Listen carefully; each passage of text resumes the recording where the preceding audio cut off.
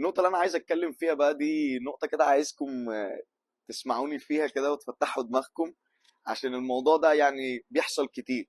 أنا نازل كده بقى قاعد بتفرج على حاجات على التليفون، لقيت لعيب مغربي تحت ال 23 سنة اللي هو في المنتخب يعني، وبيقول أنا ما بحبش طريقة لعب مصر وما بحبش، يعني دول اللي بيعيطوا كتير وبيقعوا على الأرض كتير و they waste a lot of time. بس المشكله هنا في الكومنتات بقى، ناس داخله له وبتقول له اه وعماله تشتم في مصر، وناس تانية بتخش وبتشتم في المغرب.